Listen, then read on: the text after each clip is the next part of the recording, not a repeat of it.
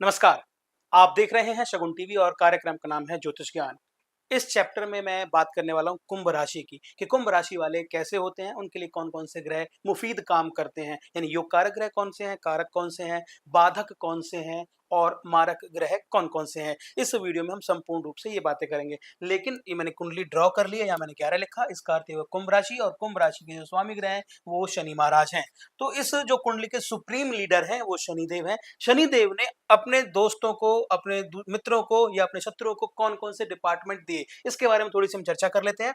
ये 11 खुद यानी लग्नेश शनि हो गए, 12 1 2 3 मैंने इस तरह लिखा।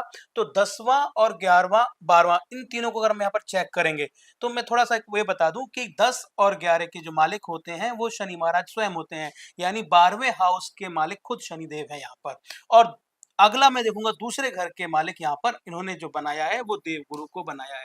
अब देवगुरु ने इन्हें धन, कुटुंब और वाणी दी है। खुद शनि डिपार्टमेंट लिया है खर्च वाला, यानी नाप तोल के ये खर्च करने वाले हैं।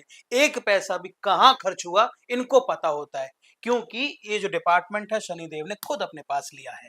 चलिए अब मैं इसका संपूर्ण विस्तार से अध्ययन करता हूँ और बताता हूँ कि कौन कौन से इसमें कारक हैं, कौन कौन से मारक हैं। कुंडली आप ड्रॉ कर ले। योग कारक ग्रह कैसे निकालते हैं आप समझ गए होंगे अब तक। त्रिकोण का और जो केंद्र का मालिक है, जो ग्रह इन दोनों में कॉमन है, वो आपका योग कारक बनता है, यानी 11वें घर का मालिक 11वां, दूसरा 5वां और 8वां। जैसे अब यहां पर हम बात करेंगे मंगल, यहां बात करेंगे सूर्यदेव, यहां बात करेंगे शुक्रदेव और ये स्वयं, ये हो गए दूसरा स्वयं शनिदेव, तीसरे घर का मालिक बुध और 7वें घर का मालिक शुक्र। तो ये जो चीजें हो गई, इसके साथ अगर हम चेक करेंगे तो जो कॉमन फैक्टर निकल के आता है, यानी त्रिकोण का मालिक और केंद्र का मालिक, जो त्रिकोण और केंद्र का मालिक है वो यहां पर योग कारक की श्रेणी में आता है। तो योग कारक की श्रेणी में आएंगे शुक्रदेव और देवगुरु बृहस्पति। अब आप ये सोचेंगे कि शुक्रदेव और दोनों योग कारक कैसे हो सकते हैं। ये इसलिए हो सकते हैं क्योंकि यहाँ पर प्लेसमेंट मैटर करती है। आप शुक्रदेव आपकी इच्छा पूर्ति कराएंगे। आपने कोई लंबा सा बड़ा सा कोई गोल लिया, आप उसको अचीव करने के लिए मेहनत करेंगे, क्योंकि शनिदेव को कहा जाता है कि वह न्याय करते हैं और आपकी मेहनत का परिणाम देते हैं, फल देते हैं। तो शुक्र आपको इच्छा देंगे कि आपको ये कार्य करना है, गाड़ी आप खरीदनी है, आपको घर खरीदना है, आपको बड़े बड़े महंगे मोबाइल दे लेने हैं। तो ये आपकी वो इच्छाएं हैं, धन की इच्छाएं हैं आपकी, भाग्य की इच्छाएं आपकी। तो ये सारी चीजें आपको शुक्र प्रदान करेंगे। आपकी कोई भी ऐसी इच्छा जो शिक्षा से रिलेटेड है, आपकी ऐसी इच्छा जो उन्नति से रिलेटेड है, आप संतान की बात करते हैं, तो बृहस्पति देव यहाँ पर आपको फायदा फल प्रदान करेंगे। ये आपके लिए योग कारक ग्रह हैं, यानी इस कुंडली के जो योग कारक ग्रह बनते हैं ये आपके शुक्रदेव और बृहस्पति देव बनते हैं। लेकिन ऑलवेज रिमेंबर, जैसा कि मैं हमेशा कहता आ रहा हूं, प्लेसमेंट मैटर्स। आप किस प्लेस पर हैं ये मैटर करता है। अगर आपकी प्लेसमेंट दूसरे घर में है तो दूसरे के हिसाब से फल देंगे, दूसरे के हिसाब से फिर उसकी दृष्टियां भी देखी जाएंगी, वो उच्च भाव में है, नीचे के भाव में है, ये भी देखा जाएगा। और आपका दिशाबल कितना है, आप अस्त अवस्था में है, किस अवस्था में है, ये भी आप देखा जाएगा। तो आप ये एक जेनरिक कुंडलिया है, हो सकता है ये आपसे 100% ना मिले, लेकिन आपका व्यक्तित्व ऐसा ही होता है क्योंकि शनि देव ने इस तरह की ही चीजें आपको दी हैं। तो चलिए अब मैं बात करता हूं कारक ग्रह की। इस कुंडली में कारक ग्रह कौन से? स्वयं शनि महाराज इस कुंडली के कारक ग्रह हैं। कर्ता धर्ता यही है, कर्म का, अनुशासन का, साहस का, ऊर्जा और संघर्ष, ये सभी यहां से देखा जाएगा। शनि महाराज की कृपा आप पर कितनी है वो यहीं से देखी जाएगी, क्योंकि आपके स्वामी ग्रह शनि महाराज स्वयं हैं। बाधक की जब हम बात करते हैं, सूर्य देव आपकी कुंडली में बाधक हैं, ये 7वें घर के मालिक हैं। 1 2 3 4 5 6 7, ये 7वें घर के मालिक हैं।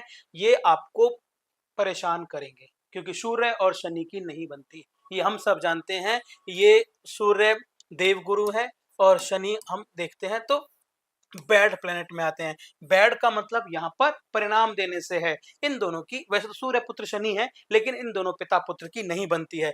तो ये आप हमेशा देखेंगे कि पिता पुत्र में नहीं बनती है, चाहे वो मान सम्मान को लेकर हो, वाद विवाद को लेकर हो, प्रतिष्ठा को लेकर हो, यहाँ पर आपको प्रॉब्लम हो सकती है। दूसरा, अगर आप किसी सरकारी नौकरी में प्रयास करने वाले हैं तो वहां पर भी आपको थोड़ी सी प्रॉब्लम हो सकती है, क्योंकि सूर्य और शनि की बिल्कुल भी नहीं बनती है। लेकिन एक चीज और भी है, अगर शनि ऐसे भाव में आ जा, सूर्य ऐसे भाव में आ जाते हैं जो आगे चल के आपको परेशान ना करें, ऐसा भी हो सकता है, तो उनका मारकत्व कम हो जाएगा। ये चीज कई बार देखी जाती है। मारक ग्रहों की बात करते हैं तो मारक ग्रह यहाँ पर बुध और चंद्रमा है। बुध और चंद्रमा इस कुंडली के मारक ग्रह हैं। मारक ग्रह होने से क्या होगा, बुध पहले तो आप देखो एंटी पार्टी है दोनों, बुध और शनि एंटी पार्टी हैं। एक बैड प्लेनेट है, एक गुड प्लेनेट है, इन दोनों की नहीं बनती है, तो ये एक बैड प्लेनेट हो गया। दूसरा चंद्रदेव, चंद्र और शनि की भी नहीं बनती है। ये दोनों आपकी कुंडली में मारक तत्व बढ़ाते रहेंगे, जहां भी जाएंगे आपको परेशान देंगे। और इससे क्या होगा, आपकी जो मानसिक स्थिति है, जो निर्णय लेने की क्षमता है, वो कम होती रहेगी। आपको ना परेशानी रहेगी, अरे मैं काम करूं ना करूं, ये थोड़ी सी आपको रहेगी। आपकी जो वाणी है वो कठोर भी हो सकती है, और बेसिकली आपका जो निर्णय लेने का, जो डिसीजन लेने की जो पावर है, वो प्रभावित होगी। अहंकार को आपको त्यागना पड़ेगा। आप कितना भी काम कर रहे हैं, अरे मुझे तो कर लूँगा मैं, कोई बात नहीं, ये आप छोड़ दें, ये आपके लिए ज़्यादा रहेगा, अच्छा रहेगा। कुछ सावधानियाँ आपको बरतनी चाहिए, मैंने आपको बता देता हूँ मैं कौन-कौन सी सावधानी बरतनी चाहिए आपको। आपको ज़्यादा सोचना नहीं चाहिए। काम करो, फल की चिंता मत करो, होगा। क्योंकि आपके जो स्वामी हैं, वो स्वयं शनि महाराज हैं। शनि महाराज आपको कहीं भी रुकने नहीं देंगे, जहाँ भी मेहनत करेंगे फल आपको देंगे, क्योंकि शनि न्याय करने वाले हैं। चिंता मत करो, काम करके छोड़ दो। दूसरा, जिद नहीं करनी, क्रोध नहीं करना, ये आपको त्यागना होगा। बोलने से पहले एक बार सोच लें, वाणी पे संयम रखें। बोलने से पहले आपको एक बार सोच लेना ज़रूरी है, तभी आपके काम सही होंगे। दूसरों की गलतफ़हमियों से वो आपको बचना होगा। आपके लिए दूसरे गलतफ़हमी भी पैदा करेंगे कि यार उसने तो ऐसे कहा था, देखा ना इसलिए हुआ।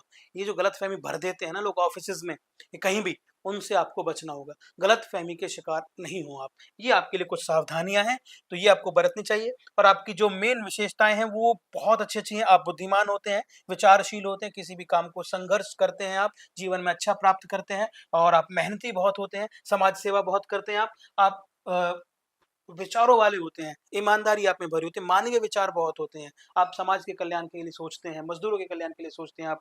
जो निम्न स्तर के लोग हैं, उनको कैसे उत्थान किया जाए, अंतिम पंक्ति में जो है, उसको कैसे आगे लेकर आया जा सकता है, उसके बारे में भी आप सोचते हैं। ये सारे वही गुण हैं जो आपको शनि से प्राप्त हुए हैं। शनि ऐसे ही शनि नहीं है, वो न्याय करते हैं। वो हमेशा मज़दूरों में, निचले तबके के लोगों में अधिक वास करते हैं। तो वो चीज़ें आपके अंदर शनि महाराज ने कूट-कूट के दी हैं। तो ये चीज़ें आपकी विशेषताओं में आती हैं। अच्छा, कुछ उपाय हैं जो आपको हमेशा करने चाहिए। शनिवार के दिन आपको अगर कोई ऐसा मिले जिसको लगता है कि आपको दान देना चाहिए, तो आप उसे दान ज़रूर दे दें। शनिवार के दिन आप काले वस्त्र पहनें। दूसरा, तिल के तेल का दीपक जलाएँ। ऐसी बहुत सारी चीज़ें हैं जो आप कर सकते हैं। अगर आपको बहुत अच्छी चीज़ मैं बता दूँ आपको, ये ना सिर्फ़ आपके लिए बल्कि पूरे समस्त समाज के लिए है, समाज कल्याण के लिए है। आप पेड़ लगाएँ। एक पेड़ भी आप लगाते हैं तो वो आपको बहुत फ़ायदा देगा। गाय को चारा खिलाएँ, ये आपके लिए बहुत होगा। दूसरा, अगर आप मंत्र जाप कर सकते हैं तो शनि की चालीसा या मंत्र जाप करें, आपके लिए बहुत अच्छा रहेगा। अगर आप चाहते हैं कि मैं आपकी कुंडली को सविस्तार आपके सामने रखूँ, पढ़ूँ, तो आप मुझे अपनी डिटेल्स, जिसमें date of birth, place of birth और आपका नाम क्या है, कहाँ से हैं, वो सारी चीज़ें आप मुझे दें। कमेंट बॉक्स में आइए, डिस्क्रिप्शन में आपको बहुत सारे लिंक्स मिलेंगे, पुराने भी लिंक्स मिलेंगे, जिससे आप ये जान पाएँगे कि हम ऐसे क्यों हैं, योग कारक ग्रह क्यों बनते हैं हमारे जीवन में, क्यों बाधक बनते हैं। ये सारी जानकारी आप उस लिंक पे क्लिक करेंगे तो वीडियो खुल जाएगी, आप देखकर समझ सकते हैं। बहुत बहुत धन्यवाद।